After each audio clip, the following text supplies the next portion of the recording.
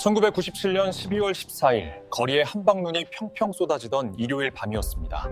누구에게나 평온했을 그 일요일 밤, 경기도 한 신도시의 그린빌라 203호에서는 기이한 사건이 시작됩니다. 오늘 우리는 14년 전 그 눈 내리던 밤, 203호의 문을 열고 들어온 보이지 않는 그림자의 정체를 추적해 보겠습니다. 오늘도 저희 버려진 사건 파일은 침묵 속에 묵혀있던 잔인한 진실을 추적합니다. 구독과 좋아요로 이 아픈 사연과 함께해 주세요. 여러분, 상상이나 되십니까?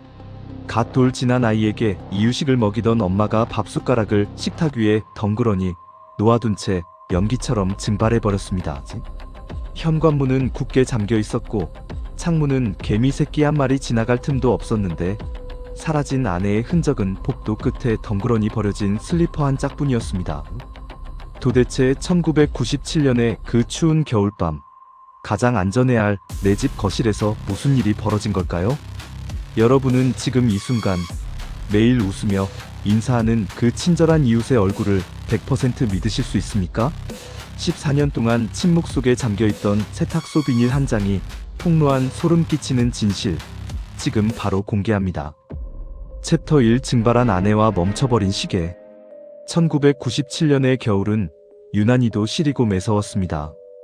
온 나라가 경제 위기로 휘청거리며 내일의 희망조차 불투명하던 시절이었지만 경기도의 한 신도시로 이사를 오게 된 박성호 시부부에게만은 그의 겨울이 인생에서 가장 따뜻한 계절이었습니다. 결혼 후 5년 동안 좁은 지하 단칸방을 전전하며 주인집 눈치를 보던 서러움을 끝내고 드디어 햇살이 잘 드는 빌라에 온전한 내 집을 마련했기 때문입니다. 비록 은행 빚이 절반이 넘었지만 붉은 벽돌이 예쁘게 쌓인 그린빌라 203호는 성호 씨와 아내 김은주 씨에게 그 무엇과도 바꿀 수 없는 궁전과 같았습니다. 이삿날의 풍경은 지금 생각해도 눈시울이 붉어질 만큼 정겨웠습니다. 짐을 다 옮기기도 전에 방바닥에 신문지를 깔고 앉아 불어 터진 짜장면을 나누어 먹으면서도 부부는 서로의 얼굴을 보며 바보처럼 웃었습니다. 여보, 이제 우리 집이야. 더 이상 쫓겨날 걱정 안 해도 돼. 우리 준서 여기서 건강하게 잘 키우자. 성호 씨의 그 한마디에 아내 은주 씨는 눈물을 글썽이며 고개를 끄덕였습니다. 창밖에는 차가운 겨울바람이 불었지만 집안에는 갓 돌이 지난 아들의 옹알이 소리와 부부의 웃음소리가 가득했습니다. 하지만 새집에서의 설렘도 잠시, 낯선 동네의 치안이 걱정되기 시작했습니다. 당시 신축 빌라들은 지금처럼 번호키나 폐쇄회로 텔레비전이 흔하지 않았습니다. 대부분 열쇠를 꽂아 돌리는 구형 잠금 장치였고 현관문도 얇은 철문이라 왠지 마음이 놓이지 않았습니다. 특히나 성호 씨는 야근이 잦은 직업이었기에 밤늦게 홀로 아이를 지킬 아내가 늘 마음에 걸렸습니다. 성호 씨는 아내에게 신신당부했습니다. 여보, 내가 없어도 문단속은 꼭 철저히 해야 해. 누가 와도 함부로 열어주지 말고. 그러던 어느 날이었습니다. 1997년 12월 14일, 거리에 한방눈이 펑펑 쏟아지던 일요일 밤이었습니다. 공장 일감이 밀려 밤 11시가 넘도록 잔업을 마친 성호 씨는 지친 몸을 이끌고 서둘러 집으로 향했습니다. 골목 어귀를 돌 때까지만 해도 그는 아내와 아이가 따뜻한 아랫목에서 곤히 잠들어 있을 거라 생각했습니다. 하지만 3층 계단을 뛰어올라 현관문 앞에 섰을 때 성호 씨는 자신의 눈을 의심했습니다. 굳게 닫혀 있어야 할 현관문이 손가락 한마디만큼 살짝 열려 있었기 때문입니다. 불길한 예감에 심장이 덜컥 내려앉았습니다. 성호 씨가 거칠게 문을 열고 뛰어들어갔을 때 집안은 쥐 죽은 듯 고요했습니다. 하지만 그 정적을 깨고 안방에서 아이의 자지러지는 울음소리가 새어나오기 시작했습니다. 방 안으로 달려가 보니 갓 돌이 지난 준서가 차가운 바닥에 엎드린 채 목이 쉬도록 울고 있었습니다. 기저귀는 이미 축축하게 젖어 있었고 아이의 얼굴은 눈물과 콧물로 범벅이 되어 있었습니다. 성호 씨는 허겁지겁 아이를 안아올리며 아내를 찾았습니다. 여보, 은주야. 어디 있어? 준서가 이렇게 우는데 어디 간 거야? 화장실 불은 꺼져 있었고 작은 방에도 베란다에도 아내의 모습은 보이지 않았습니다. 거실 식탁 위에는 방금 전까지 아이를 먹이던 이유식 그릇과 숟가락이 덩그러니 놓여 있었습니다.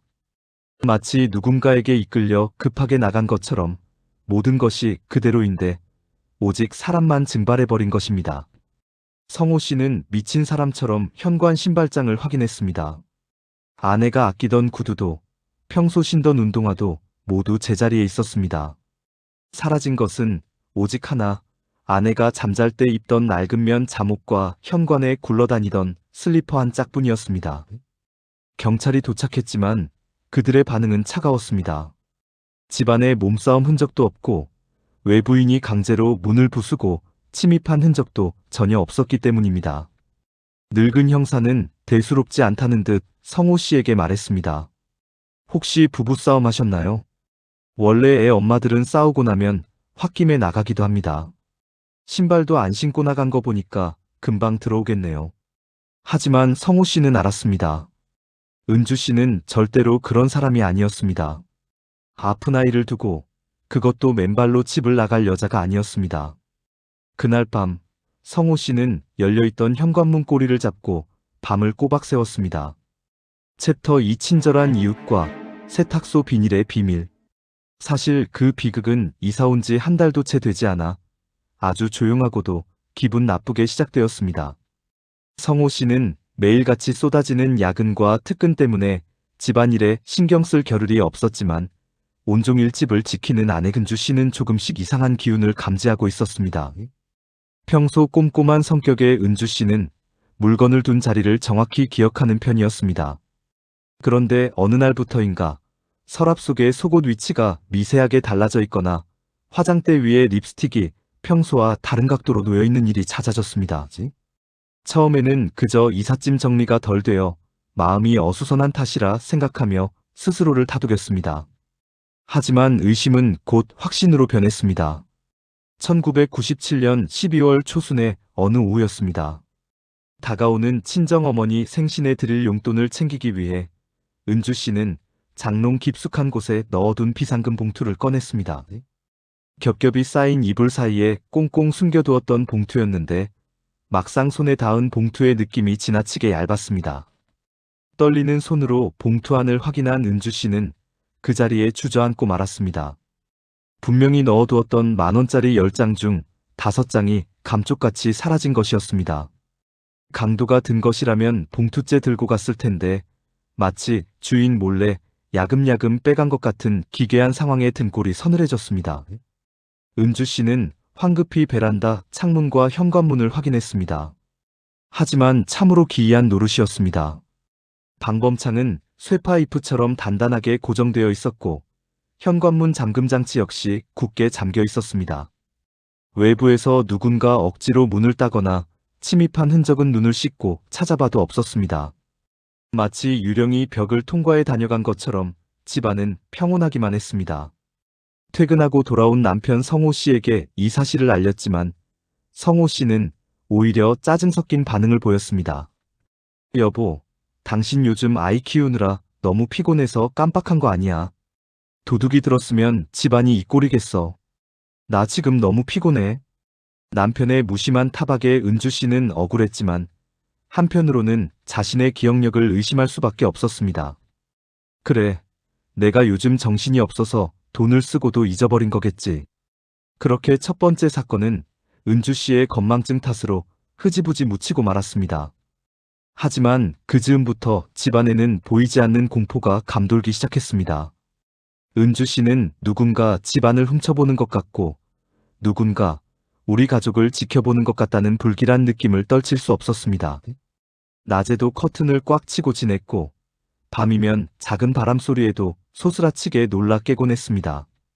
그런 은주 씨에게 유일한 외출이자 낙은 동네 세탁소에 들르는 일이었습니다. 아이가 어려 빨랫감이 많았던 은주 씨는 세탁소를 자주 이용했습니다. 그런데 당시 세탁소에서는 세탁물을 집으로 가져다 줄 때 하얀 비닐 커버 위에 매직으로 주소를 큼지막하게 적어두곤 했습니다. 그린빌라 203호 김은주. 그 글자가 적힌 세탁물들이 복도에 걸려 있을 때 누군가는 그 정보를 유심히 지켜보고 있었습니다. 당시 빌라 관리실에서 임시로 대타 근무를 하던 한 남자가 있었습니다. 그는 사람 좋아 보이는 인상으로 주민들에게 인사를 건넸습니다. 그는 은밀하게 각 가정의 생활 패턴을 파악했습니다. 특히 203호 남편이 며칠에 한 번씩 야근을 하는지, 아내가 아이를 데리고 언제 장을 보러 나가는지 그는 손바닥 보듯 꿰뚫고 있었습니다. 어느 날 오후 은주 씨가 장을 보러 나가는 길에 관리실 남자와 마주쳤습니다. 사모님, 이사 오신 지 얼마 안 되셨는데 불편한 데는 없으세요? 요즘 이 동네 좀도둑이 설친다는데 문단속 잘하셔야 합니다. 남자는 아주 친절한 목소리로 덕담을 건넸고 은주 씨는 그런 그를 보며 마음이 놓였습니다. 하지만 여러분, 그것은 친절이 아니라 먹잇감을 노리는 포식자의 탐색이었습니다. 챕터 3 보이지 않는 그림자와 엇갈린 운명. 1997년 12월로 접어들면서 신도시의 찬바람은 더욱 매서워졌고 은주 씨의 마음은 그보다 더 꽁꽁 얼어붙어 있었습니다. 집안에서 사라지는 물건들이 점점 늘어갔기 때문입니다. 처음에는 단순히 현금 몇 장이었지만 이제는 누군가 작정하고 집안을 뒤지는 것 같은 기분이 들었습니다. 12월 5일 오후였습니다. 은주 씨는 장롱 서랍 가장 안쪽 양말 뭉치 속에 숨겨두었던 작은 복주머니를 꺼냈습니다. 아들 준서의 돌잔치 때 들어온 금반지 2돈을 팔아 생활비에 보태려던 참이었습니다. 그런데 주머니를 집어든 순간 심장이 덜컥 내려앉았습니다. 묵직해야 할 주머니가 깃털처럼 가벼웠습니다. 주머니를 뒤집자 나온 것은 텅 빈 비닐봉지뿐이었습니다. 분명히 이곳에 넣어두고 누구에게도 말하지 않았는데 반지 2돈은 온데간데 없었습니다. 은주 씨는 방바닥에 주저앉아 엉엉 울기 시작했습니다. 이번에도 현관문은 굳게 잠겨 있었고 창문이 방범창도 멀쩡했습니다. 집안을 뒤진 흔적조차 없이 오직 돈이 될 만한 금부치만 콕 집어서 사라진 것입니다. 마치 보이지 않는 유령이 우리 집 거실을 활보하고 다니는 것만 같았습니다. 야근을 마치고 돌아온 성호 씨는 아내의 울음 섞인 하소연의 어깨가 무겁게 내려앉았습니다. IMF 외환위기로 회사 사정이 어려워져 예민해져 있던 그에게 아내의 이야기는 현실감 없는 공포영화처럼 들렸습니다. 여보, 우리가 정신이 없어서 잃어버린 거겠지. 이 좁은 빌라에 도둑이 어떻게 들어와? 문단속만 잘하면 돼. 성호 씨는 아내를 달래려 했지만 그의 목소리에도 짜증이 섞여 있었습니다. 성호 씨는 현관 보조키를 한 번 더 꽉 잠그며 아내를 안심시키려 했지만 그것이 오히려 아내의 입을 막는 촉새가 되어버렸습니다. 이 시기부터 은주 씨는 집안에서도 외출할 때 입는 외투를 벗지 못했습니다. 누군가 우리를 보고 있어 라는 말을 입버릇처럼 달고 살았습니다. 하지만 그녀의 공포를 증명할 방법은 어디에도 없었습니다. 남편이 잠든 밤에도 그녀는 어둠 속에서 눈을 부릅뜬 채 현관문 쪽을 노려보았습니다. 하지만 그녀가 그토록 두려워하던 그림자는 의외로 아주 가까운 곳에 있었습니다. 관리실 대타로 일하던 그 남자는 복도에 버려진 세탁소 비닐 커버를 통해 은주 씨네 집 주소와 생활 습관을 모두 파악하고 있었습니다. 여러분, 성호 씨는 몰랐습니다. 그가 아내의 말을 예민함으로 치부하고 문을 한 번 더 잠그라고 소리쳤던 그 순간에도 범인은 어둠 속에서 복사해둔 열쇠를 만지작거리며 웃고 있었다는 사실을 말이죠. 범인은 부부가 집을 비우는 시간은 물론 장롱 속 귀중품의 위치까지 훤히 꿰뚫고 있었습니다. 그는 성호 씨가 잠근 문을 자신의 안방 드나들듯 열고 들어와 부부의 삶을 조금씩 갉아먹고 있었던 것입니다. 그리고 운명의 그날 12월 14일에 뼈가 시리도록 추운 겨울밤이 다가오고 있었습니다. 그날따라 아들 준서가 열이 펄펄 끓기 시작했습니다. 은주 씨는 예정된 외출을 취소하고 아이 곁을 지키기로 했습니다. 성호 씨는 현관 앞에서 망설였습니다. 아픈 아이와 지친 아내를 두고 발길이 떨어지지 않았지만 결국 무거운 몸을 돌렸습니다. 문단속 잘해. 아무한테도 열어주지 말고. 그것이 마지막이었습니다. 성호 씨가 현관문을 닫고 나가는 그 뒷모습이 은주 씨가 본 남편의 마지막 모습이 되고 말았습니다. 철커덕 소리를 내며 현관문이 잠기는 소리가 복도에 울려 퍼졌고 그 소리를 기다렸다는 듯 어둠 속에서 한 남자가 움직이기 시작했습니다. 챕터 4 열린 문과 어둠 속의 습격. 1997년 12월 14일 밤 10시가 넘어가는 시각이었습니다. 그린빌라 203호 안방의 공기는 아이의 고열로 인해 후끈거리고 있었습니다. 은주 씨는 젖은 수건으로 연신 아들 준서의 몸을 닦아내며 애타게 남편을 기다렸습니다. 해열제를 먹였지만 좀처럼 열이 떨어지지 않는 아들을 보며 은주 씨는 소리 없는 눈물만 흘렸습니다. 그저 아픈 아이를 품에 안고 남편이 무사히 돌아오기만을 기다리는 것이 그녀가 할 수 있는 전부였습니다. 준서가 겨우 울음을 그치고 얕은 잠에 들었을 무렵이었습니다. 거실에서 들려오는 아주 미세한 소리에 은주 씨의 온 신경이 곤두섰습니다. 철컥 하고 현관문 손잡이가 아주 천천히 돌아가는 소리였습니다. 처음에는 야근을 마친 남편인 줄로만 알았습니다. 여보, 이제 왔어요? 라고 나지막이 물으려던 찰나 은주 씨는 무언가 잘못되었다는 것을 직감했습니다. 밖에서 들려오는 소리는 마치 누군가 숨을 죽이며 아주 조심스럽게 열쇠를 돌리는 듯한 기분 나쁜 달그락거림이었기 때문입니다. 그 소리는 마치 뱀이 바닥을 기어가는 것처럼 소름 끼치게 다가왔습니다. 현관문이 아주 천천히 그리고 아주 부드럽게 열렸습니다. 틈 사이로 새어들어오는 차가운 복도의 공기가 은주 씨의 뺨을 스쳤습니다. 그리고 거실의 어둠 속으로 길게 늘어진 낯선 남자의 그림자가 보였습니다. 범인은 이 집이 비어있을 것이라고 확신했습니다. 수요일 저녁이면 늘 외출하던 은주 씨의 일정을 세탁소 비닐커버를 통해 수차례 확인해왔기 때문입니다. 어둠 속에서 범인의 눈과 은주 씨의 눈이 마주친 것은 찰나의 순간이었습니다. 범인은 당황한 듯 멈칫했지만 이내 눈빛이 짐승처럼 사납게 변했습니다. 은주 씨가 공포에 질려 비명을 지르려 입을 벌리는 순간 범인의 거친 손이 그녀의 입을 틀어막았습니다. 짐승 같은 숨소리가 은주 씨의 귓가를 울렸습니다. 소리 지르면 이에부터 죽는다. 조용히 따라 나와. 범인의 나지막하고 서늘한 목소리에 은주 씨는 그 자리에서 얼어붙었습니다. 방바닥에서 새근거리며 자는 아들 준서의 숨소리가 그녀의 귓가에 선명하게 들려왔습니다. 내 목숨보다 소중한 자식, 이 아이를 위해서라면 그녀는 무엇이든 할 수 있었습니다. 은주 씨는 범인의 손길에 저항하지 않았습니다. 만약 여기서 소리를 지르거나 몸싸움을 벌인다면 잠든 준서가 다칠지도 모른다는 생각뿐이었습니다. 엄마는 강했습니다. 은주 씨는 범인의 칼날이 준서가 아닌 자신을 향하도록 몸을 돌려 막아섰습니다. 범인은 은주 씨의 팔을 잡아 끌며 현관으로 향했습니다. 잠옷바람에 슬리퍼 한 짝만 겨우 신은 채 은주 씨는 눈 내린 복도로 끌려나갔습니다.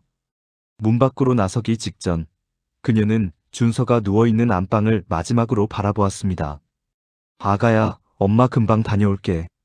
제발 깨지 말고 자고 있어야 해. 마음속으로 숨 한 번 되내며 그녀는 어둠 속으로 사라졌습니다. 철커덕 현관문이 밖에서 잠기는 소리가 들렸습니다. 그것은 은주 씨와 가족을 영영 갈라놓는 지옥의 문소리였습니다. 집안에는 다시 정막이 감돌았고 식탁 위에는 방금 전까지 먹이던 이유식 그릇만이 덩그러니 남았습니다. 밖으로 끌려나가는 동안 은주 씨가 신었던 헐렁한 슬리퍼 한 짝이 복도 끝에 버려졌습니다. 범인은 은주 씨를 태우고 어두운 신도시의 외곽으로 질주하기 시작했습니다. 챕터 5 피눈물로 쓴 모성애의 기록. 범인은 은주 씨의 팔을 짐승처럼 움켜쥐고 어두운 복도를 지나 계단을 내려갔습니다. 1997년 12월 14일 밤 11시 무렵에 신도시는 숨소리조차 들리지 않을 만큼 고요했습니다. 아파트 단지 사이로 몰아치는 칼바람이 은주 씨의 얇은 잠옷자락을 사정없이 파고들었지만 그녀는 추위조차 느끼지 못했습니다. 범인의 손에 쥐어진 차가운 흉기가 그녀의 옆구리를 바짝 겨누고 있었고 그보다 더 무서운 것은 집안에 홀로 남겨진 아들 준서에 대한 걱정이었습니다. 범인은 낮은 목소리로 으름장을 놓았습니다. 소리 지르면 당장 다시 올라가서 내 자식부터 끝장낸다. 은주 씨는 비명은커녕 숨소리조차 죽인 채 범인이 이끄는 대로 발걸음을 옮겨야 했습니다. 엄마는 강했습니다. 자신의 목숨보다 귀한 아이를 살리기 위해 그녀는 공포에 떨면서도 범인의 지시에 순순히 따르는 길을 택했습니다. 은주 씨가 현관을 나서며 마지막으로 뒤를 돌아보았을 때 그녀의 머릿속에는 곤히 잠든 아들의 모습만이 가득했습니다. 제발 잠에서 깨지 마라. 엄마가 금방 다녀올 테니 무서워하지 말고 자고 있어라. 마음속으로 수천 번을 빌고 또 빌었을 것입니다. 그린빌라 203호 안방에는 기이한 정적이 감돌고 있었습니다. 식탁 위에는 은주 씨가 방금 전까지 준서에게 먹이던 이유식 그릇이 덩그러니 놓여 있었고 아이가 먹다 남긴 해열제 병도 그대로였습니다. 외부인이 강제로 문을 부수고 침입한 흔적도 몸싸움을 벌인 흔적도 전혀 없었습니다. 오직 사람이 증발하듯 사라져버린 그 풍경은 마치 시간이 멈춰버린 정물화 같았습니다. 범인은 은주 씨를 태우고 떠나기 전 성호 씨가 달아두었던 튼튼한 보조키를 밖에서 철컥 소리가 나게 잠갔습니다. 이 열쇠 하나가 나중에 수사팀의 눈을 속이는 결정적인 장치가 되었습니다. 외부 침입 흔적이 전혀 없는 상태에서 문까지 굳게 잠겨 있었으니 나중에 출동한 경찰들은 아내가 제 발로 집을 나간 가출 사건으로 단정지어버린 것이지요. 차는 신도시의 화려한 불빛을 뒤로하고 점점 더 깊은 어둠 속으로 달렸습니다. 은주 씨는 덜덜 떨리는 손을 맞잡고 기도했습니다. 차라리 자신에게 무슨 일이 생기더라도 집에 혼자 남은 아이가 감기에 걸리지 않기를 바랄 뿐이었습니다. 하지만 범인은 아주 가까운 곳에 있었습니다. 관리실 대타로 일하며 성호 씨 부부를 지켜보던 그 남자는 은주 씨가 버린 세탁소 비닐 커버에서 얻은 정보를 바탕으로 이 끔찍한 사냥을 계획했던 것입니다. 밤 11시 반이 넘어가자 약 기운이 떨어진 아들 준서가 드디어 잠에서 깨어났습니다. 텅 빈 방 안에는 엄마의 체온 대신 차가운 냉기만이 가득했습니다. 아이는 본능적으로 엄마를 찾으며 울음을 터뜨렸습니다. 처음에는 칭얼대던 울음소리가 시간이 갈수록 자지러지는 통곡으로 바뀌었습니다. 목이 쉬도록 울어도 엄마는 나타나지 않았고 기저귀는 축축하게 젖어갔습니다. 1997년 12월 14일의 그 길고도 잔인한 밤은 그렇게 한 가족의 삶을 송두리째 앗아가고 있었습니다. 범인은 차를 멈추고 은주 씨를 끌어내렸습니다. 인근 야산의 어두운 숲속이었습니다. 은주 씨는 차가운 눈바닥 위를 맨발로 걸으며 마지막 순간까지도 아들의 이름을 나지막이 불렀을지도 모릅니다. 탐욕에 눈이 먼 범인에게 은주 씨의 목숨은 단지 자신의 범죄를 은폐하기 위한 걸림돌에 불과했습니다. 여러분, 가장 안전해야 할 내 집 거실에 내가 믿고 인사를 나누던 이웃이 어느 날 밤 소리 없이 문을 열고 들어온다면 그 공포가 얼마나 컸겠습니까?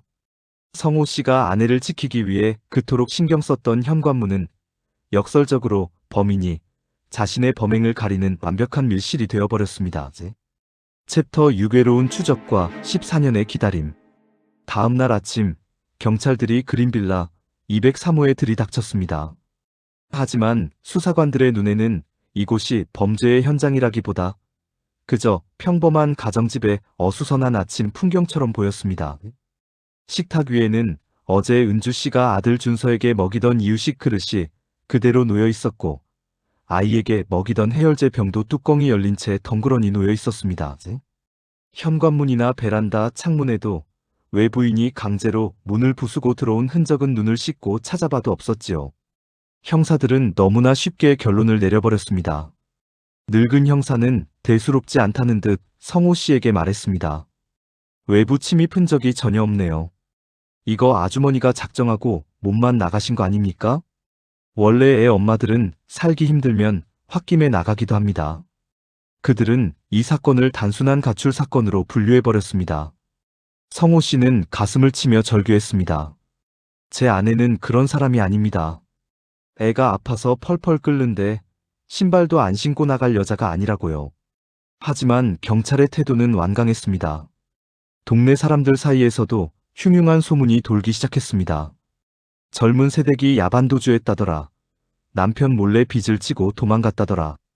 근거 없는 말들이 비수처럼 날아와 성호 씨의 가슴을 후벼 팠습니다.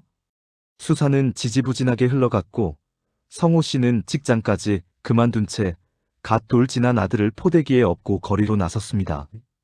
그는 전단지 수천 장을 뿌리고 인근 야산과 저수지를 이잡듯이 뒤졌습니다. 제 아내입니다. 잠옷 차림이었고요. 슬리퍼를 신고 있었습니다. 하지만 그 어디에도 아내의 흔적은 없었습니다. 그러던 어느 날이었습니다. 집 주변을 샅샅이 뒤지던 성호 씨는 빌라 뒤편 쓰레기장에서 구겨진 채 버려진 세탁소 비닐 커버 하나를 발견했습니다. 거기엔 그린빌라 203호 김은주라는 글자가 매직으로 선명하게 적혀 있었지요. 처음엔 그저 아내가 버린 것인 줄로만 알았습니다. 하지만 생각해보니 이상했습니다. 은주 씨는 평소에 이런 비닐 커버조차 꼼꼼하게 접어 분리수거를 하던 사람이었으니까요. 왜 하필 아내가 사라진 날, 이 비닐이 이렇게 험하게 구겨진 채 낯선 곳에 버려져 있었을까요?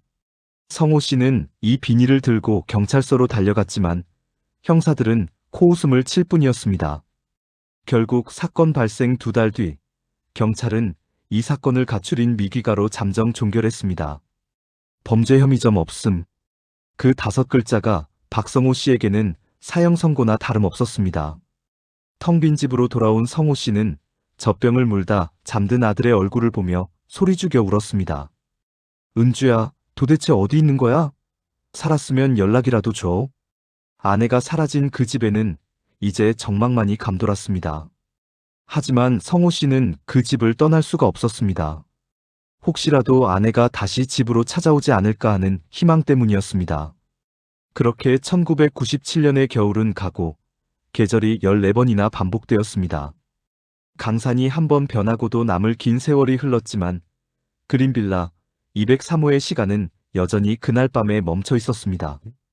성호 씨의 머리카락에는 어느새 희끗희끗한 서리가 내려앉았고 성호 씨는 주름 깊은 50대 중년이 되었습니다.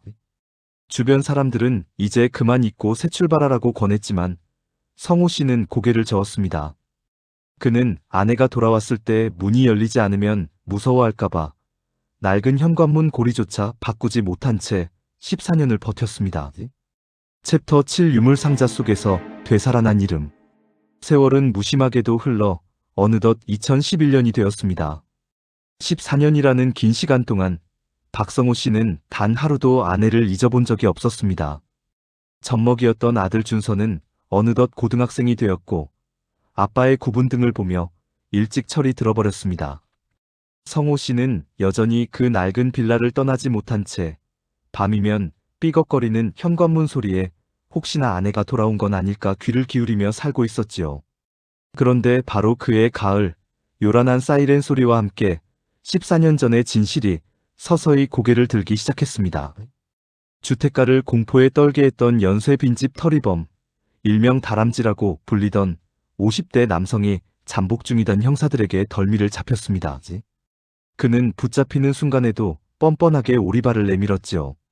하지만 형사들이 그의 은신처를 급습했을 때 그곳은 범죄의 전리품이 가득한 창고였습니다.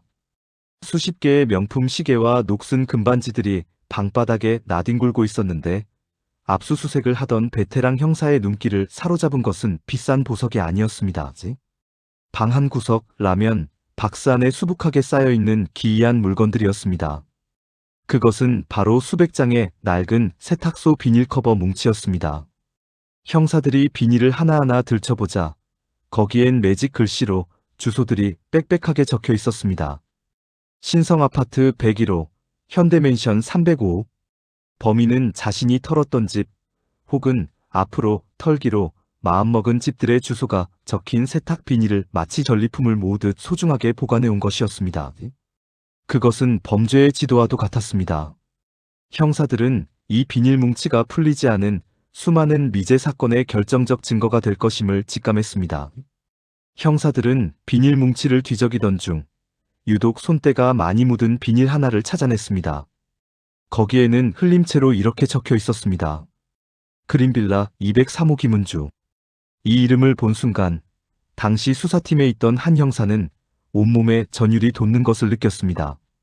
14년 전 아이만 남겨두고 증발하듯 사라졌던 그 기이한 실종 사건이 뇌리를 스쳤기 때문입니다. 모두가 고개를 저었던 그 미제 사건의 단서가 전혀 예상치 못한 곳에서 튀어나온 것입니다. 형사들은 곧바로 1997년의 실종 기록을 조회했습니다. 모든 것이 소름 끼칠 정도로 일치했습니다. 단순 절도범인 줄 알았던 남자의 방에서 실종된 여인의 이름이 적힌 세탁 비닐이 나온 것은 결코 우연일 수 없었습니다. 경찰은 즉시 이 남자의 신원을 다시 파악했습니다. 알고 보니 그는 14년 전 그린빌라에서 관리실 대타로 일하며 주민들의 눈에 익었던 김 씨였습니다. 취조실에 앉은 김 씨는 처음에는 모르는 일이라며 시치미를 뗐습니다. 하지만 형사가 그린빌라 203호라고 적힌 세탁 비닐을 들이밀자 남자의 눈동자가 심하게 흔들리기 시작했습니다. 여러분, 범인은 이 비닐을 단순한 쓰레기로 생각하지 않았습니다. 그에게 이것은 자신이 완벽하게 침입했던 집을 기념하는 일종의 훈장과 같았던 것이지요. 그는 은주 씨가 집 앞에 내놓은 세탁물을 통해 그녀의 생활 동선을 파악했고 비상열쇠로 그 집을 제 집처럼 드나들었던 것입니다. 14년 동안 상자 속에서 잠자고 있던 비닐 커버 한 장이 이제는 가해자의 목을 죄는 가장 강력한 증거가 되어 돌아왔습니다. 경찰은 곧바로 박성호 씨에게 연락을 취했습니다.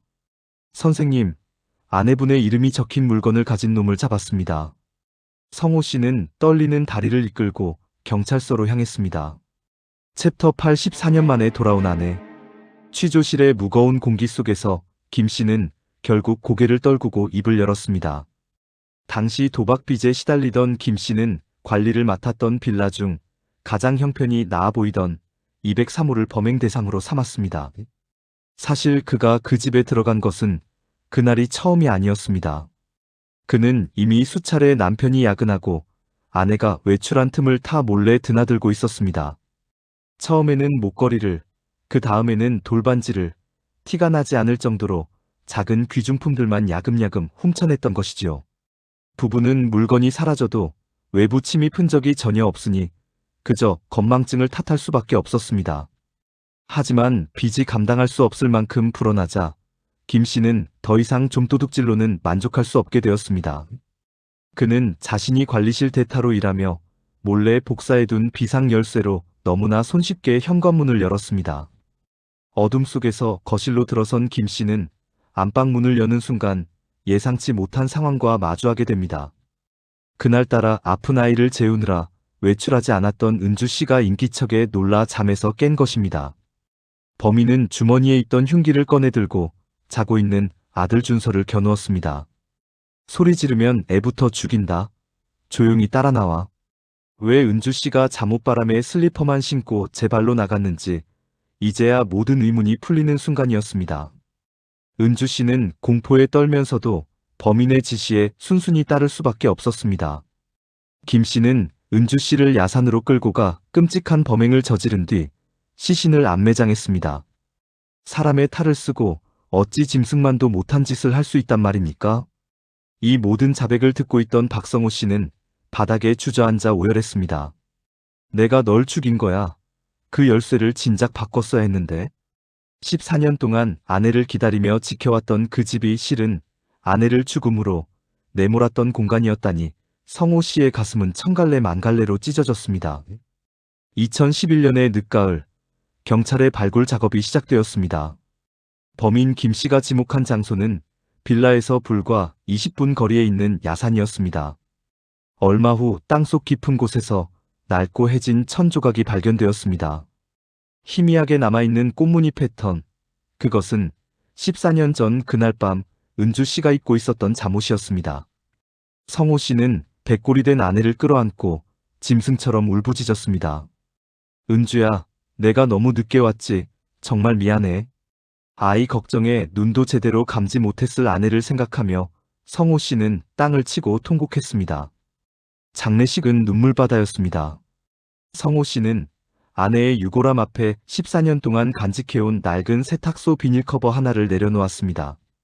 당신 기다리느라 아무것도 못 버렸는데 이제 당신 찾았으니까 나도 마음 편히 보내줄게. 여러분, 우리가 가장 안전하다고 믿는 공간인 집, 그리고 웃으며 인사를 나누는 이웃이 때로는 탐욕이라는 가면을 쓴 악마의 먹잇감이 되기도 합니다. 14년 전 친절하게 인사를 건네던 관리인의 미소 뒤에는 검은 칼날이 숨겨져 있었습니다. 지금 여러분의 현관문은 안전하십니까? 무심코 지나친 사소한 징후들이 우리 가족의 안전을 위협하고 있지는 않은지 되돌아보게 되는 밤입니다. 피해자의 명복을 빌며 남겨진 가족들의 앞날에는 부디 따뜻한 햇살만이 비추기를 진심으로 기원합니다.